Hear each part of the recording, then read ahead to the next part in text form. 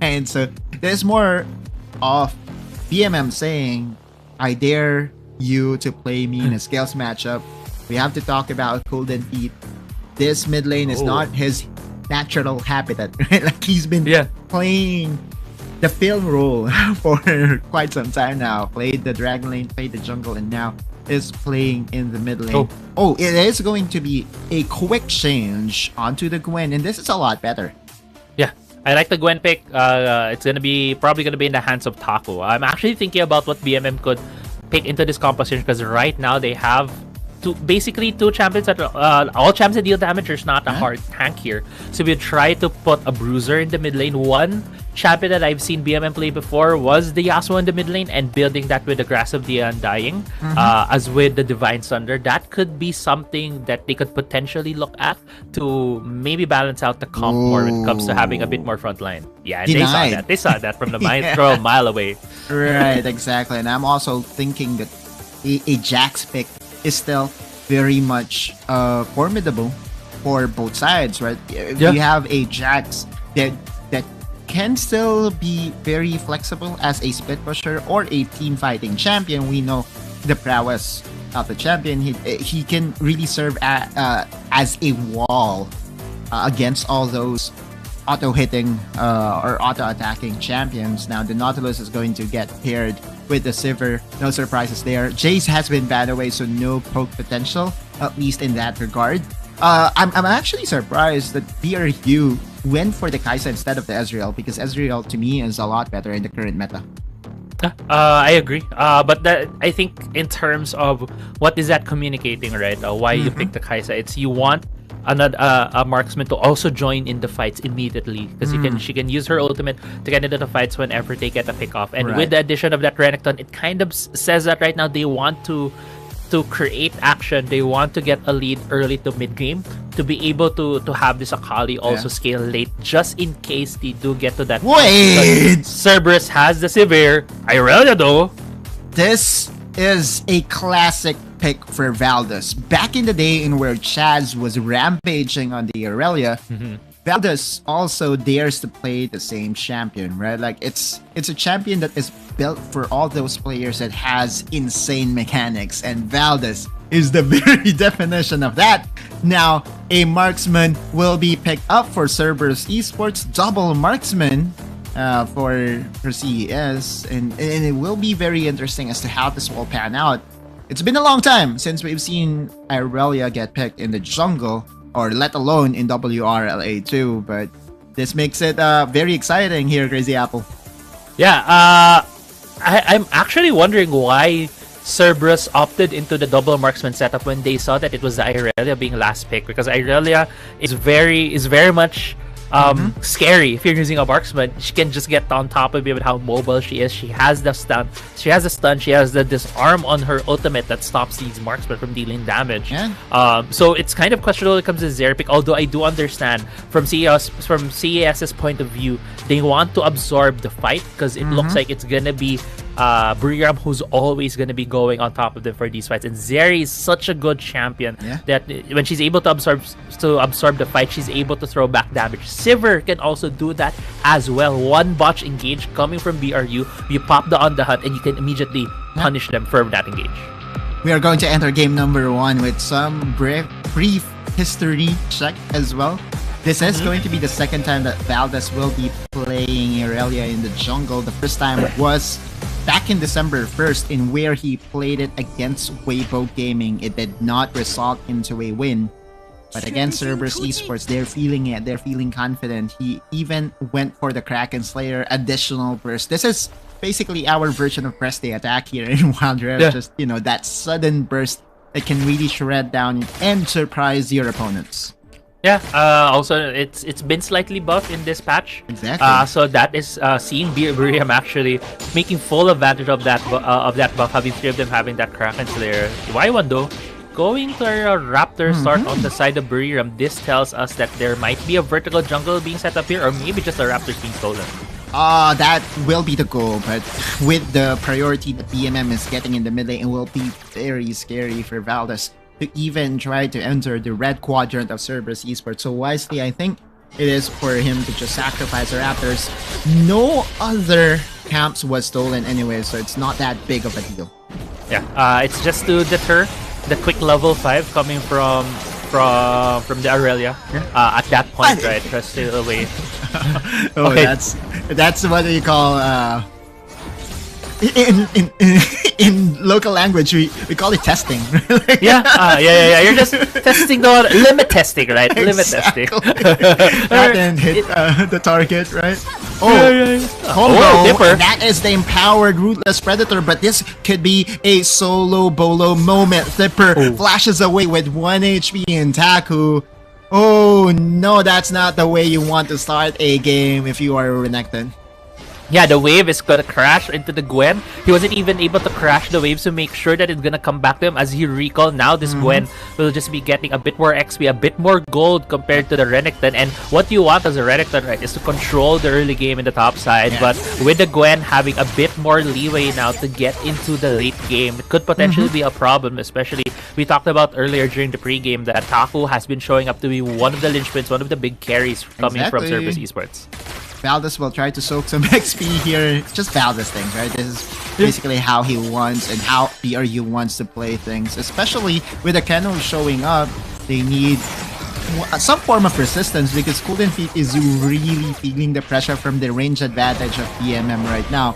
And you can see that BRU is trying to go for a very, I would say, surprising development in having Triple V start this Scuttle Crab. There will be no ganks whatsoever, but then again, it's all about Valdez being spotted here, and Cerberus Esports does have the information that the jungler is very much delayed.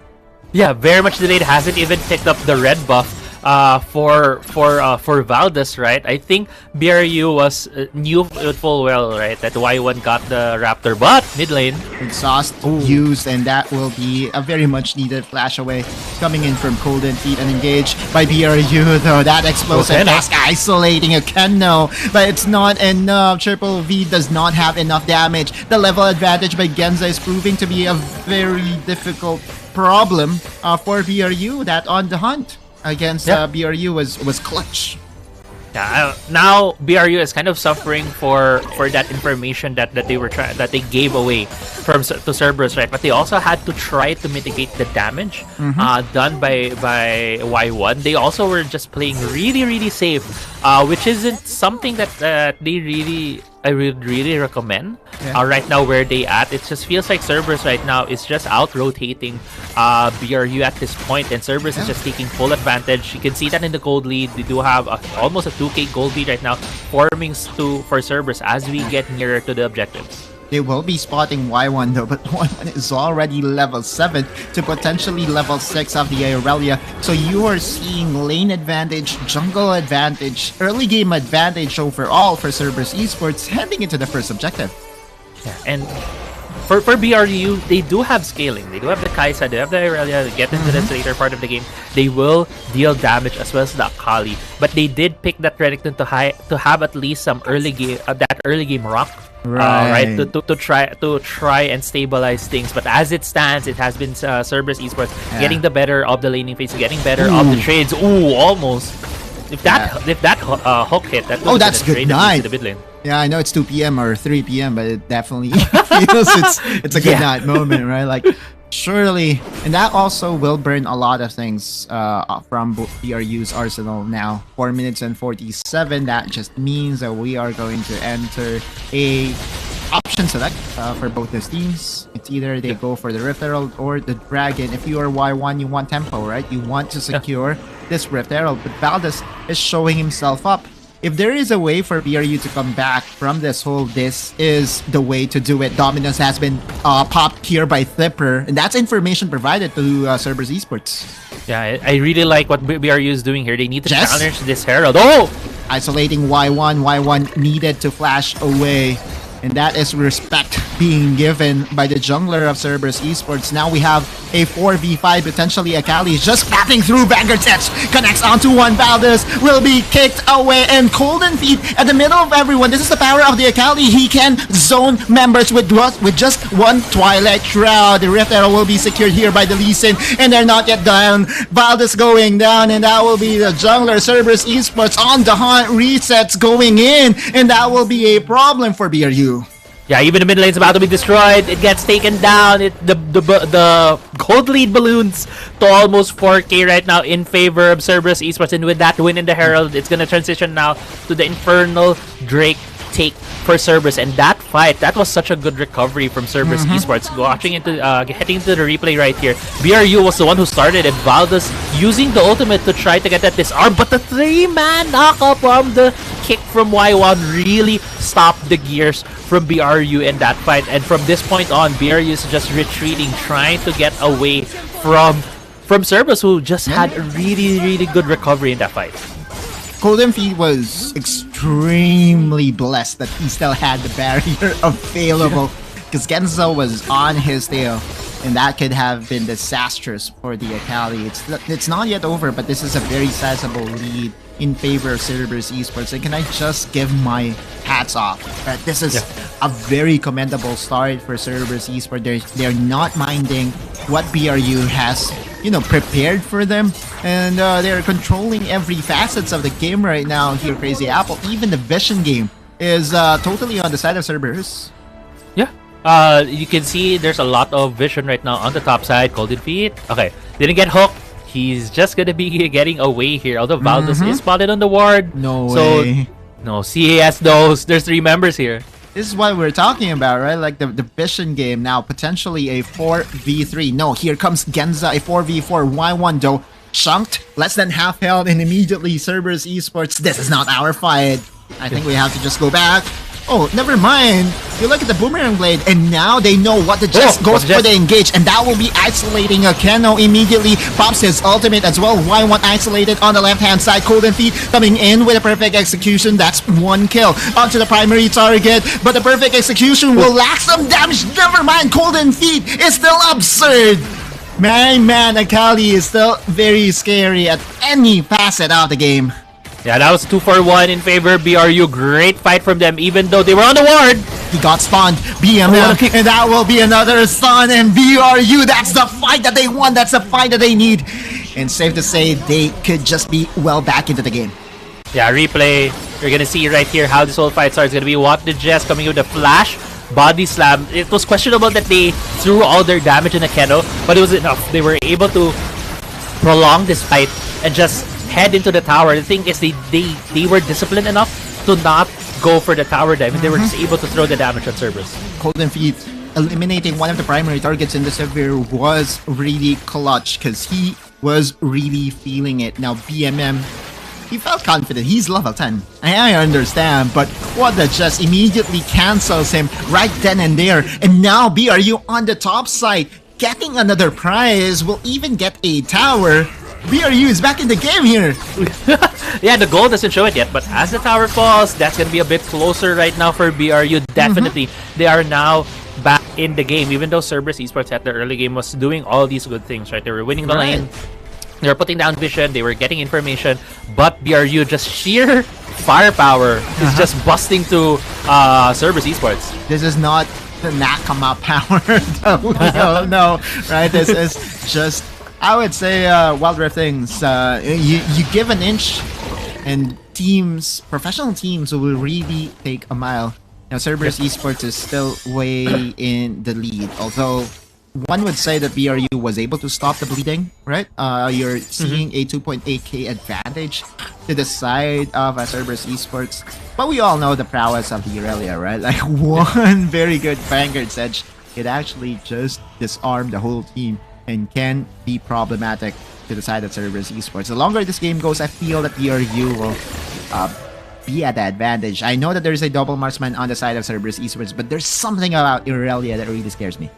Yeah, Aurelia and Akali, two very mobile champions. So you're gonna look at the amount of crowd control right on the side of Cerberus Esports. So a lot of it's gonna come from the Nautilus, and there's not a lot of AoE crowd control unless you can count Y1's kick, who has been phenomenal in a lot of these cases. But it's not gonna be enough if the threat is gonna be an Aurelia, an Akali, and a Kai'Sa, very mobile champions, and marksmen are gonna try to hit them as they zoom around the fight. That's why the later the game goes, it's just gonna be it's gonna be easier for BRU to win these fights. Yeah, no Alistar to push them off. The BMM is already trying to snipe down one of the members here of BRU. That's what the just Void Seeker not connecting. Valdez is here for the 50-50. This is going to be a very important dragon, and the start is now. What the just eliminates the jungler of Cerberus Esports with Dipper coming in. The chase is on. Cold and Feet finds one. Akeno still alive. Genza flashing in. Very good damage coming in from the Sivir, and that is just a beauty. Cerberus Esports wipes out BRU. Yeah, they're about to wipe out the last member, and they complete the fight win right there. Dragon did go in favor of BRU, but it doesn't matter if you're able to fight it like this. As we go into the replay, Wata Jess was able to isolate targets. That's why BRU was able to get one immediately. But as this fight went on, what we were talking about during the draft, CS's composition is so good at absorbing fights, and once you get into the jaws of CES, they can just throw their damage on you. Zeri and Sivir throwing the AoE damage from their auto attacks, just cycling through every member of BRU. That's why you saw at the by the end of the fight, there's like 20-30% health bars from BRU. Yeah, started so well in eliminating Y1, but Y1 is just one of the 3 members that can deal absolute amount of damage towards the side of BRU. The double marksman paying dividends towards Cerberus Esports, and now you see the control shifting towards back to Cerberus Esports. Although BRU was able to get the second dragon, you cannot feel happy about the chances of BRU with what happened just then and there. Now BRU still very formidable in stopping the bleeding. Will be getting a tower here in the bot lane. Yeah, it's something that they really need to look at right now. How to stop the bleeding, because Cerberus has just shown teamfight prowess. If earlier on Cerberus was like, we'll be tower diving you, BRU, and you can't take it. Now Cerberus is like, we'll take these fights that seem like we're gonna be better off at. There's no more gimmies from Cerberus Esports. They're taking BRU head on, and BRU now needs to figure things out, needs to find a way of how to stop Cerberus, and I think one of them is gonna be, we saw that earlier from what the Jess, he has had some good starts when it comes to pickoffs. If they're able to pick off a target and then reset before going for another fight, that is an angle that I think BRU can look for, because what happened earlier was they weren't able to reset. They were still in the midst of the fight. That's why when they went back to challenge Cerberus Esports after the Dragon take, they just got blown up. So now if they can then reset, maybe, just maybe, BRU can get an advantage. Goes for the explosive cask, but immediately Y1 responds with a safeguard, saving himself in the process. But I see your point, Crazy Apple. It also has to come down to Cold and Feet finding the primary targets, Genza, and also for his, the DMM on the Zeri, right? Both marksmen are still very squishy. One wrong move here by Cerberus Esports could spell the disaster. Now Y1 following through, exhausted though, and immediately that kick coming in from Cerberus Esports is super clutch. Now Akeno on the chase, lockdown onto Zipper. No, never mind, Triple V will be the one that got locked down here. Genza presenting some damage, and BRU was still able to disengage. Yeah, BRU with a good disengage, running back to their base, but now Baron is going to be on the table for Cerberus Esports with 1 man down for BRU. Cerberus will be starting this. They will be looking to try to get BRU in the pit. Yeah, double marksman is really proving to be a very good composition when taking down objectives. And in a snap, in a flash, Baron joins CES. Yeah, Baron is now taken down by CES. Almost 9k gold lead as well for them. They have a really good siege lineup right now. If you were talking about how marksmen were able to take down objectives, or the Baron and the Dragon fast, towers also fall just as fast when you have double marksmen in your team. So we'll see how can BRU defend this? Because so far it has been CES really pushing up the tempo. Yeah, 1-3-1 split push will most likely be the agenda here for Cerberus Esports. And you're feeling it right now, BRU. They had the right idea. They want to really go for the engage, but time and time again, the response by Cerberus Esports to just collapse on them is really making it difficult for the game plan of BRU to be successful. Now Cerberus Esports will just open up the inhibitor tower here in the mid lane. Akeno will be receiving the explosive cask with a smile, right? This Astronautilus is just out of this world. Literally, now Y1 will be assassinated here by Cerberus Esports. Golden Feet on the trail will get hit finally by the boomerang blade, but is still alive. Akeno trying to go for the chase. Genza, the collapse here in the bot lane. Valdez is going to get shredded down. Triple V exhausted immediately in Cerberus Esports. Top side winning, bot side winning. Inhibitor towers are now fully opened with Nexus going down as well. Yeah, the Nexus falls. Game 1 goes to Cerberus Esports. It wasn't the cleanest game by any stretch of the imagination for CES, but they were able to finish the